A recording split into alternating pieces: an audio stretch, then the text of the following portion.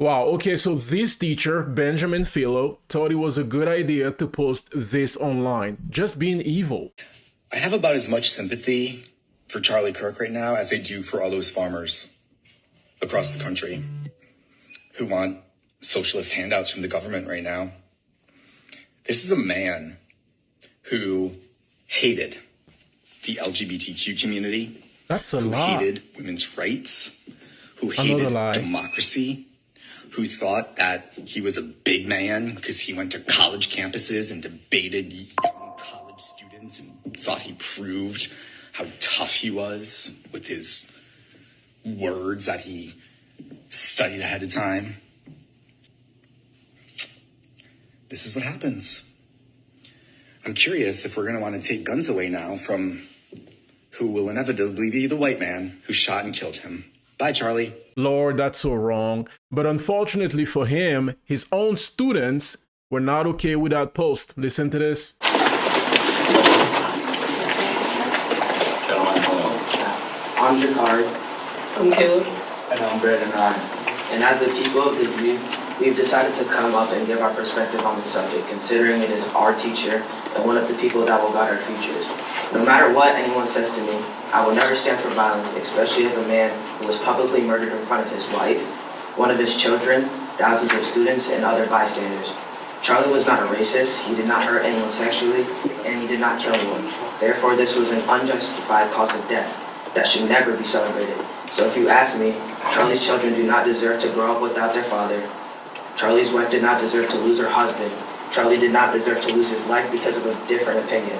But this teacher deserves to lose his job.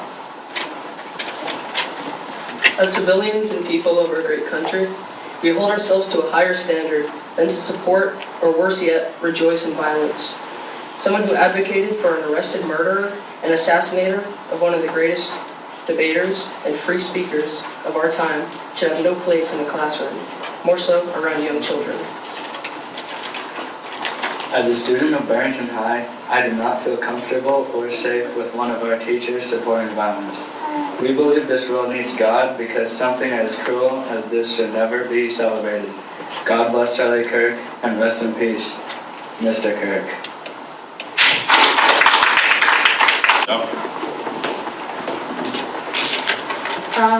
Hi, I'm Faith Van Ness, and I'm a student at Barrington High School. And after seeing the videos posted about Charlie Kirk from this particular teacher, I truly felt scared. It is extremely morally wrong for someone to have no sympathy over someone that passed away. And I don't feel safe because this video was so disturbing and sickening. And as a teacher, a lot of people brought up First Amendment rights, but this does not allow you to inappropriately discuss your disturbing personal beliefs on social media that would cause disruption towards the school, and this is like exactly what he did. And there were previous claims about how he respects all political views, but from my experience, this is not true. And I want to share my personal experience as I had this teacher sophomore year for American Studies.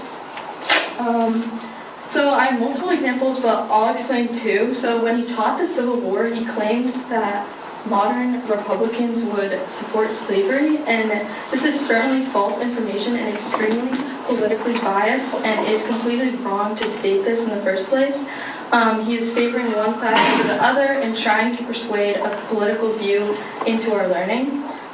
We also had to write a speech at the end of the year, and it's important to know that my American Studies teachers said that the speech should be something that we're passionate about, and it could be political. And I wanted to write my topic about transgender athletes, and after submitting my form of what my speech is going to be about, he came up to me and said that we had to discuss my topic, and he then pulled me and another classmate aside who also wrote about the transgender category, a little different, but he pulled us into another classroom and we roughly talked for 40 minutes trying to get us to change our topic, and he claimed that he didn't want us to hurt other students or cause quote-unquote self-harm for other students.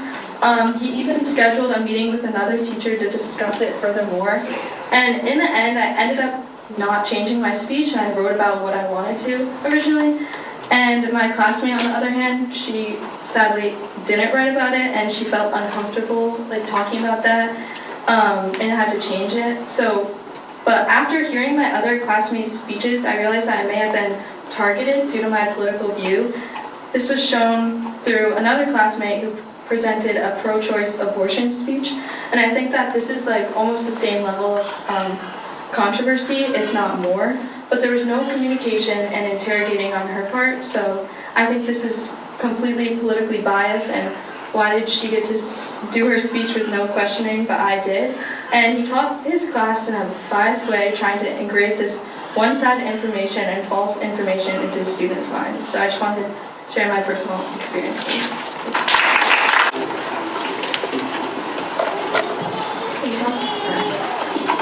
Connor Ryan, 5 Walker Farm Lane. I've never talked to or seen this teacher before, but I think he should not be teaching children and learn the consequences of his actions. My family is Christian, and I don't want to be in this classroom, and I wouldn't feel comfortable around him. Thank you. Tonight I stand here not as a political activist, but as a parent. A teacher in this district, an adult entrusted with our children, was caught on video gloating over the assassination of Charlie Kirk.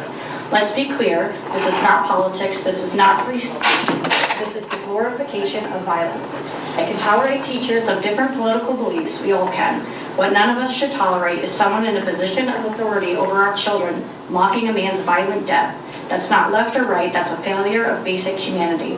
And I know I'm not alone. Parents across the district, regardless of political views, do not want someone with those values teaching our children or modeling that kind of behavior. Teachers hold a sacred trust. They are supposed to guide, protect, and inspire our kids. When a teacher publicly rationalizes a murder, especially on a college campus, that trust is shattered beyond repair.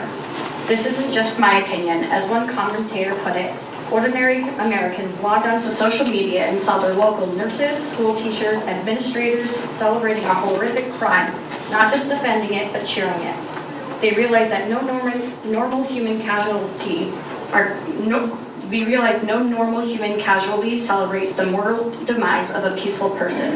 Another added, the selfishness and ignorance embedded in validating the death of a human being based solely on personal dislikes or offense is truly disgusting.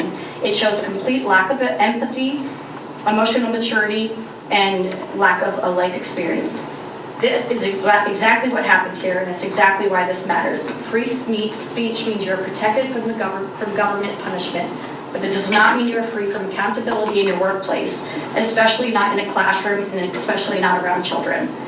What about the free speech of his students who disagree with him? Walking into a classroom where a teacher rationalizes murder has a profoundly chilling effect. That is damage no apology can undo. It is an irreparable collapse of trust. Paid leave is not accountability. Our students deserve safety, our parents deserve trust, our community deserves educators who understand the difference between right and wrong. Is glorifying the assassination of a public figure isn't grounds for termination, then what is? We don't entrust our children to people who glorify violence, we don't excuse it, and we don't explain it away. We end it, and we end it with this teacher not being able to teach anymore at Barrington schools. Thank you.